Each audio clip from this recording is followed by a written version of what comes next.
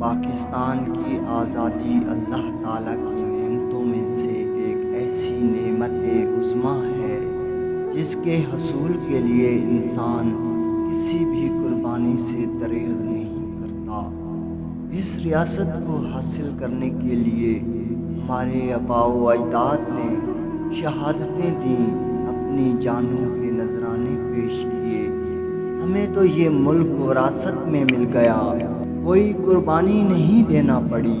یاد رہے پاکستان وہ وطن عزیز ہے جو اس کے بنانے والوں کو خیرات میں نہیں ملا، بلکہ پاکستان کی بنیادیں کھڑی کرنے کے لیے ہندوستان کے مسلمانوں کی ہڈیاں اینٹوں کی جگہ، گوشت گارے کی جگہ اور خون پانی کی جگہ استعمال ہوا ہے۔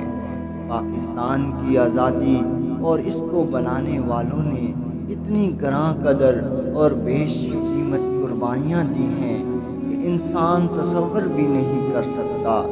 آزادی کا اندازہ صرف وہی لگا سکتا ہے جس نے تعمیر پاکستان میں اپنا تن من دھن، عورتیں بچے بوڑھے اور جوان سب کچھ قربان کیا ہو۔ پاکستان کی آزادی کے لیے لاکھوں مسلمانوں نے جام شہادت نوش کیا۔ کتنی ماؤں کے سامنے ان کے بہن بھائی، والدین، خاندان اور بچے قتل کر دیے گئے۔ کتنی پاک دامن ماؤں، بہنوں، بیٹیوں نے نہروں اور کنوؤں میں چھلانگیں لگا کر جانیں قربان کی اور پاکستان کی خاطر بھاری قیمت ادا کی۔ لاکھوں بچے یتیم ہوئے جو ساری زندگی اپنے والدین کی شفقت کے لیے ترستے رہے۔ 14 اگست 1947 کی تاریخ کو آزادی پاکستان سے موسوم کیا جاتا ہے۔ مسلمان خوش تھے کہ علیحدہ وطن مل گیا، لیکن ہندو سامراج نے مسلمانوں کو ختم کرنے کا پلان بنایا ہوا تھا۔ آزادی سے پہلے آزادی کی تحریک تو قتل و غارت سمجھ میں آتی ہے، لیکن تقسیم کا معاہدہ انجام پا جانے کے بعد ہجرت کرنے والے نہتے بے یار و مددگار لوگوں کو قتل کرنا یہ نہیں سنا تھا، جس میں لاکھوں کی تعداد میں مسلمانوں کو تہ تیغ کیا گیا۔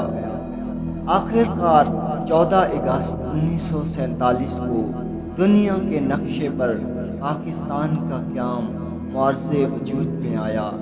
ہم اپنے بزرگوں اور قیام پاکستان کے شہیدوں کو سلام، محبت و عقیدت پیش کرتے ہیں، جن کی قربانی اور جدوجہد کی بدولت آج ہم آزاد وطن میں زندگی بسر کر رہے ہیں، اور ہمیں اپنے شہیدوں، غازیوں اور بزرگوں کی قربانیوں کے احسان مند ہونا چاہیے۔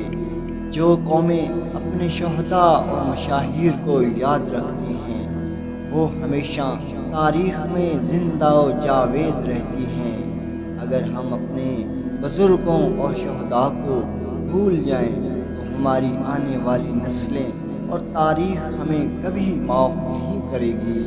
اسی لیے پاکستانی قوم بھی اتنے برس گزر جانے کے باوجود اپنے محسنوں کو یاد کرتی ہے، اور کراچی کے ساحل سے لے کر سیاچن کے دامن تک پورا ملک جشن آزادی منانے میں مصروف ہے، اور اپنے محسنین کے لیے دعا گو بھی ہے۔